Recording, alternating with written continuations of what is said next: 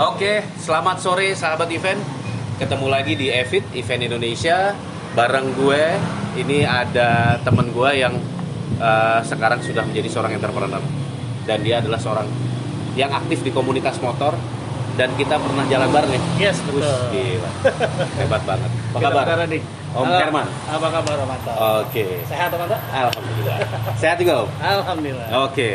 Nah, gue ketemu sama Om Herman waktu itu di beberapa event motor, ya kita sebut aja mereknya, Yes. KTM, ya. KTM beberapa tahun ya, kita kerjasama. Om Herman adalah konsultan gue, terus terang, untuk yang berhubungan dengan community engagement. Jadi gue banyak nanya waktu itu sama Om Herman, dan akhirnya gue find out, anjing motornya keren-keren banget ya pada saat itu, dan itu kayak dream bike gitu loh. Buat gue kayak dream bike gitu. Semua anak-anak waktu itu komunitasnya yang sempat lo pimpin adalah Drog ya, Iya, yang sempat kita ini ya. Yes. Tapi gue sih salut ya sama KTM karena semua komunitas bisa saling kumpul ya. Iya. Maksudnya nggak saling gimana gitu, Iya, jadi iya, saling saling guyup. ber- Berapa komunitas sekaligus ya waktu itu ya. Yes, betul. Waktu itu banyak kok lumayan. Ya, Om Herman, sekarang kegiatan gimana? Komunitas gimana? Komunitas? Kalau kegiatan di komunitas, alhamdulillah masih jalan. Drog masih jalan? Yes. Oke. Di Drog Oke. itu atau Drog singkatan apa sih? Nah, Drog itu Duk RC Owners Community. Duk RC Owners Community. Ya. Oke. Jadi oke. kenapa namanya Duk RC Owners Community? Karena kalau kita agak sedikit tarik ke belakang, Oke. KTM pertama kali ada di Indonesia di 2012. Setelah itu Orde Baru di 2016 yang Oke. kita lama Iya, iya, ketemu, iya, Om iya. Ziko. Itu baru ada di Cigua varian ini untuk CC 400 ke bawah. Oke, CC 400 ke bawah adanya. on-road. Oke. Nah, itu adanya di dua varian ini. Duk sama RC. RC. Oke. Makanya oke, oke. adalah komunitas Duk RC Owners Community yang mana Oke. kebenaran gue di situ aktif. Iya. Soalnya yang gue denger ya di masa mungkin 10 tahun lalu gitu ya. Kalau kita nyebut KTM itu kan Pasti kalau dirt nggak bike. moge, kalau nggak Iya. dirt bike, Dirt bike, gitu betul, kan. betul. Akhirnya Duk sama RC muncullah komunitas juga. Iya, Ada salah berapa satu. komunitas KTM di? Kalau komunitas KTM di Indonesia yang terdaftar dalam arti terdaftar yang aktif itu sebetulnya ada 4. Oke. 4 itu Oke. 5. Lima, 4 oke. itu dua pertama ini angkatan pertama di 2012 pada saat Duk pertama kali keluar. Oke. Itu ada Indok Indonesia Oke. Owners Itu pertama Indonesia tuh. itu pertama. Oke. Kedua ada The Dukes Bandung. Itu dia Oke. ada kakak lah. Wah, pertama. seru nih. Iya kan? Duduk seru, gue udah ketemu sama teman anak-anaknya. Iya. Itu Oke, anak-anak oke. lama, maksudnya dalam Iya. artian komunitas pertama-tama tuh dua itu. Oke. Senior kita ada Oke. Indok, The Dukes. Setelah itu kita drop di 2016. Oke. Setelah itu ada Koci, KTM Oke. Owners Club Indonesia, dan Oke. terakhir ada KSI. Ya waktu itu kita bareng. Iya. Yang kita Itu semua jalan. tuh ada tuh ya. Ada semua. Ya, termasuk Perwakilannya ada. Ya hampir 5-5-nya ada semua lah ya. Ada semua. Iya, iya. Oh, itu seru banget. Om Manto kan yang bikin kan seru. Gila-gilaan jalan. Yang ada terjun payung ya. Iya, Oh, iya, kita bisa lihat dikit ntar tuh. Apa namanya ini? Mewah Cuplikan-cuplikan banget, ya, iya kan. mewah banget. Tapi itu kejadian unik Om.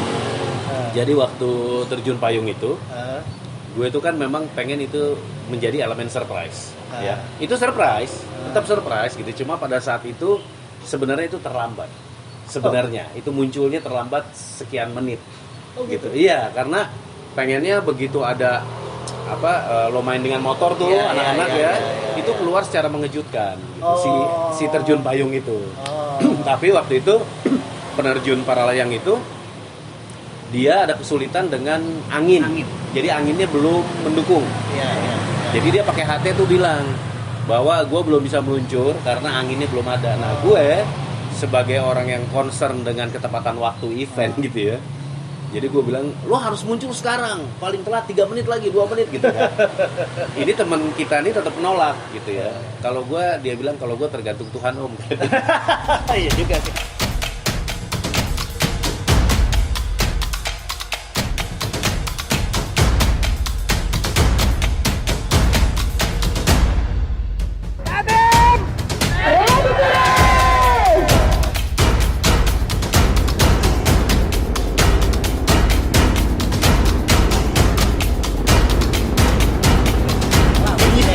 Itu dari situ langsung gue diem Om. Oke deh. Jadi setelah gue ngomong gitu gue diem nunggu. Aduh kapan ya nongolnya? Mungkin abis gue ngobrol 7 menit baru muncul. Iya. 7 menit. Tapi Alhamdulillah karena pada saat itu momennya kita masih foto kan. Iya. Masih foto. Kita masih ada di spot. Iya, masih ada di spot. Wah, kalau itu udah bubar sih basi. Sendirian dia. Sendirian iya. Makanya tapi akhirnya keren sih masuk video juga. Tapi keren kok itu keren. Habis itu dia yang bikin sih gokil lah. Drop gimana Drop kegiatannya Om sekarang? Kalau drop emang kita hanya sebatas community ya, bukan komunitas, bukan klub. Lo bilang nggak ada ketua apa gimana? Jadi di drop ini itu nggak ada unik ketua. Ini unik. Jadi gini, di drop itu nggak ada ketua Om. Tapi gue yang dipanggil ketua. Oke. Gitu. Dari dulu sampai sekarang gue maksudnya ketua umum kali. Nah itu dia. Bukan umum. Ketua om kali ya. Ketua jadi. Nah jadi di drop itu nggak ada ketua, nggak ada struktur organisasinya, nggak ada ADART seperti klub yang lain mungkin ada. Tapi kita ada kumpulan orang-orang yang mau sibuk, yang mau repot buat teman-teman lain, buat ngaturin event touring lah, apa segala macam. Nah, gue ada salah satu di situ. Nah memang uniknya gue akhirnya dipanggil ketum sampai sekarang pun orang manggil ketum, dan akhirnya klub komunitas lain nganggapnya gue ya sebagai ketuanya juga. Ya nggak apa-apa juga sih. Kan senang-senang aja gue, cuman ya awalnya gitu ya, memang kita komunitas yang tidak ada. Yang penting lo ada willing untuk ya ini kan kerja sosial, komunitas kan kerja sosial. Jadi istilahnya gue jujur, gue pasti jelas banget karena emang katanya passion. Maksudnya passion gue untuk roda 2 tuh tinggi lah. Dan khususnya brand KTM, kan? Akhirnya ya gue willing banget, gue bantuin teman-teman sama teman-teman yang lain untuk ngurusin si The Rock ini. Oke. Nah ini gue lihat ada sesuatu yang luar biasa nih hari ini. This is my dream bike bro. Mainan baru. Anjing tanah. Lo boleh ceritain nggak dikit? Nih kayaknya ini usaha lo baru ya, usaha. Iya. Kapan lo mulai bikin? Apa workshop namanya? Gimana namanya apa? Nama usaha gue itu Monkey Work Garage. Monkey Work atau MWG lah kita. MWG. Itu emang kita bergerak di spesialis modifikasi khusus KTM. Khusus KTM. Oke. Saat ini khusus KTM, mungkin tahun ini akan nambah Husky. Kalau memang Husky jadi masuk ke Indonesia. Karena Husky masih saudaraan. Betul, abang adik kan ini, ya kan? Dan berarti sama itu dong, Sweet Pilen. Iya. Gitu deh. Iya. Nah, oke, lanjut. Kalau bicara motor ini gitu kan, ya tadi gue karena emang akhirnya di 2018 akhirnya gue usaha fokus di modifikasi khusus KTM tadi di MWG. Ya mau nggak mau kan tiap harian yang ada harus kita bikin sesuatu yang unik kan. Ada nggak? Kita bikin sesuatu yang keren. Sebetulnya ikon MWG itu sebelumnya ada RC. Waktu itu yang pas gue pakai RC. Gue pakai RC yang motor sportnya. Terus ada dupnya ini yang di belakang kan. Dupnya juga itu kita bikin dan sampai gokil juga nih. yang terbaru ini. Gitu kan. Ini yang paling terbaru. Ini bicara lo ada di komunitas drop, kemudian lo menjadi seorang entrepreneur, bikin workshop motor, dan lo sekarang ke adventure. Selain lo ini menjadi bisnis, apakah lo juga benar-benar main lumpur bareng sama komunitas? Nah itu. Jadi gue selama ini main motor dari dulu mungkin. Nemuin nggak sih sesuatu yang baru? Banget. Gue bener emang ternyata dunia yang berbeda ya. Maksudnya sama-sama kita tugas entusias. Sama-sama passionnya di dua roda. Cuma motor on road, motor track sama motor tanah gitu kan. Itu emang berbeda, dunia yang sangat berbeda ternyata. Tapi kalau lihat dari basicnya, kalau nggak salah ya, gue dengar Indonesia itu masih di bawah 10% aspal. Bayangin. Artinya lebih dari 80% bukan aspal. Betul. Jadi kalau mau menjelajahi Indonesia itu udah bener. Betul. Udah nggak salah loh. Gitu loh. Betul. Motor begini emang yang jadi rajanya gitu. Betul.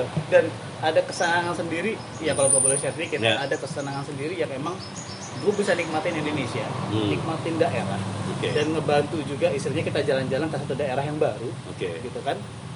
Ya kita bantu perekonomian mereka dengan kita datang, dengan kita bikin charity, dengan kita lo membawa nilai ekonomi walaupun besar buat mereka. Itu bener-bener kalau gue waktu itu pernah ngomong ke teman-teman gue yang on road, Mas Tiri nanya, lo kok main bike? Gue bilang, kan capek-capek pemerintah bikin jalanan aspal, lo main di aspal, gitu. Gue bilang, gue bukan menghargai, tapi gue cuma menikmati Indonesia dengan jalan dan cara yang berbeda. Dengan jalan yang berusukan, yang usahin gitu kan. Memang waktu gua main adventure emang rasanya lebih beban sih, ya lebih berat lah. Pasti effortnya banyak lah. Secara fisik gitu. Tapi once lo mendapatkan satu spot yang keren, rasanya beda. Wah, beda seperti nggak seperti kita berhenti di kafe gitu ya ngopi, tapi kalau begitu di daerah di sebuah saung bambu gitu ya, waduh itu sih nggak ada duanya gitu. The best deh gitu loh. Lo nggak ada warung sekalipun ke rumah warga kita numpang. Ya kan istilahnya itu nggak tahu, itu buat gue hal yang baru gue dapetin setelah gue main motor tanah ini. Dan gue jadi ngerasa, wah ini gila nih, ini pengalaman yang gokil gitu. Ya kan? Nah ke depan gimana dengan komunitas 390 Adventure? Lo sudah nemuin mereka? Ada. Jadi kebenaran emang gini. Untuk on route gue masih tetap aktif tadi di Drop itu masih aktif, tapi untuk motor adventure-nya atau bike-nya, ya gue ada komunitas yang gue ikutin yang emang motor campuran juga. Kan? Itu ada Ontahook motor adventure, itu emang komunitas yang menurutku juga asik dan dia motor campuran. Dan juga gue kebenaran admin di WA grupnya 390 Adventure Owner. Itu nama IG-nya tuh KTM 390 Adventure Riders ID. Panjang amat sih. Iya, panjang banget. ADV Riders ID lah pokoknya itu. ADV Riders ID. Isinya itu semua ID itu Indonesia kan maksudnya? Indonesia. Itu apa namanya, pengguna ya 390 Adventure. Nah, di grup itu udah banyak? Udah. Fenomenanya emang kalau gue boleh sedikit kotanya, sebaran kotanya? Kesebaran kota kita masih seluruh Indonesia sih. Kalau sampai saat ini kalau nggak salah sekitar 60 yang ada di WA group ya. Yang ada di WA 60 group, orang. Ada 60 member Dari berbagai kota. Cuman memang ini fenomena yang bagus juga, yang gila gila sih. Pengalaman gue main di KTM. Di 390 kan tuh hanya dalam waktu sekian bulan, yang baru banget kan, kita tahu baru banget. Ini ditunggu-tunggu nih sejak dari tahun awal udah ditunggu-tunggu lah. Sejak kita bikin event KTM dulu tahun berapa itu? 2018 ya? 18 ya? 17 18 ya? 17 18. Waktu kita lagi bikin itu, ini udah jadi dream bike-nya gue sebenarnya. Karena gue udah dapat bocoran nih. Iya, betul. Gitu. Jadi gue sudah tahu menanti-nanti, bahkan nyari-nyari di YouTube, di Google kayak apa bentuknya. Akhirnya muncul tapi belum kebeli gue. Enggak apa-apa, Om. Kalau bawa mati gagas. Iya. Nanti gue review motor ini ya. Boleh tapi banget. nanti di channelnya Motostage ya. Bukan di sini. Gila. Nah terus gimana perkembangan 390 Adventure Riders Indonesia kira-kira kelihatannya berkembangnya? Tadi gue mau sedikit cerita. Jadi gini, ini motor baru rilis Oktober 2020. Which is itu baru 6 bulan ya kurang lebih ya. Tapi penjualannya bisa dibilang terbanyak kali Om dibandingin si KTM sebelumnya dengan varian-varian sebelumnya. Kalau dibandingin sama jenis KTM yang lain, jenis ini paling banyak. Eksponensial. Ya, maksudnya paling banyak penjualannya. Gitu. Jadi emang gue lihat emang ternyata animonya bagus banget buat motor gitu kan. Gitu. Jadi optimis ini bakal berkembang ya. Pasti berkembang. Nah, berkaitan dengan Duke RC 310 Adventure gitu kan. Bisnis lo yang tadi balik lagi tuh ke Monkey World Garage gitu ya. Apa sih yang lo lakukan di Monkey World Garage? Kita sih sebetulnya MWG itu lebih, ya tadi gue bilang spesialis KTM memang. Iya. Kita lebih ke modifikasinya. Lebih ke modifikasi. Gini, misalnya gini, gue punya motor KTM gitu ya. 390 gue baru beli nih, gitu. Mentah nih. Gue taruh ke tempat lo di MWG. Lo bisa kasih referensi ke gue bentuknya. Pasti. Jadi gini, gue balik sesuaikan Om. Jadi gini, emang kita punya istilahnya apa namanya? Ini moto ya kita remodified with style and passion. Terus juga lo harus fungsional. Jadi jangan cuma sekedar modif doang. Cuma sekedar gaya. Nah, di motor ini tuh bener-bener harus diperhatikan yang namanya fungsional. Selalu pasti gue balikin tanya ke teman-teman yang modif ke kita dan kemudian emang alhamdulillah juga udah ada beberapa media otomotif yang liput ini kita gitu modifikasi kita. Jadi emang itu gue balik lagi, lo datang ke gue nih Manto, gue pengen begini, pasti gue akan nanya lo fungsinya untuk apa. Lo mau kemana gayanya? Mau fungsinya emang totally 80%, 20% misalnya off-road 80, kita bikin gayanya kan off-road. Ada pergantian sampai kaki, ban, kayak kaki dan yang lain-lain. Tapi kalau emang sekedar cuman style, ada juga Om yang cuma style doang. Ya udah kita bikin gayanya gaya manis gitu. Jadi kan. maksudnya dia lebih senang di aspal sebenarnya. Di aspal, style dan aspal. Pasti dia jadi dia anti, ada tuh yang anti lumpur. Iya. Enggak mau becek-becek. Ada juga enggak mau becek-becek kan gitu. Ada juga kalau motor adventure. Iya. Cuma kalau becek gini. Naik ke crash bar. Iya, benar. Nah, itu gue sesuaikan tetap pasti. Sesuai dengan yang minat keren ininya mereka lah, stylenya mereka. Oke. Gitu. Di mana Om ininya? Alamatnya? Kita workshop kita masih istilahnya kita sebutnya apa namanya home garage kita di Camar. Jadi gue masih di rumah Om. Oke, Bintaro ya. Di rumah di Bintaro, Camar 13, Jalan Camar 16 B14 kita di situ. Camar 16 BF14. BF14. Yes. Oke. Itu home garage emang kita garage. Oke, nanti lo bisa lihat Instagramnya, ntar gue taruh di sini Instagramnya. Sama apanya? Alamatnya ya? Alamatnya. Om Herman. Yes.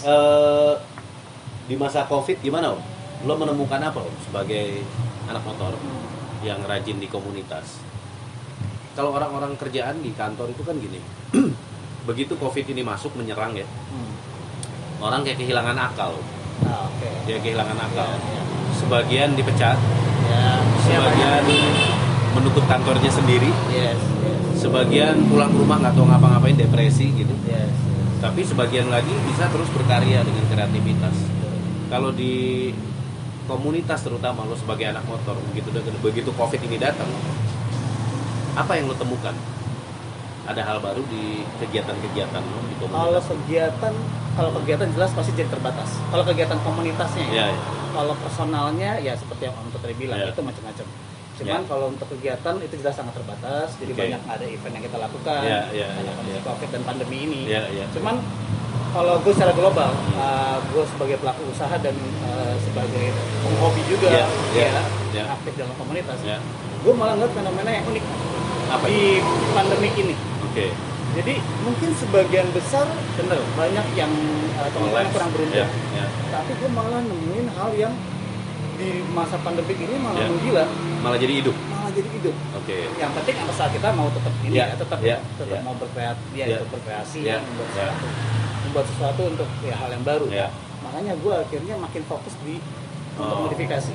Jadi waktu itu Om, workshop kita itu kita emang pure modifikasi. Cuma di masa pandemi lucunya malah banyak teman-teman yang minta kita untuk lo jangan cuma sekedar modifikasi dong. Lo bukannya pada masa Covid, begitu Covid masuk, lo jadi kayak ya Allah, gue cancel aja deh bikin workshop, malah nggak gitu ya? Malah permintaan? Malah permintaan tuh malah banyak. Dan akhirnya ya kita banyak yang dirumahin dapat PHK gede kan? Nah, gue rasa gitu. Gue selalu mikir begitu. Gue mikir nih gila. Gue sama bini gue sempet awal sebelum pandemi melanda gitu kan. Wah ini gimana ya? Jadi coba kita cari akal, kita kreatif dalam hal promotionnya, kita lewat digital pasti, marketplace dan lain-lain. Memang itu udah kita jalanin sebelumnya. Cuma kita galakin lagi YouTube channel kita bikin buat promosi.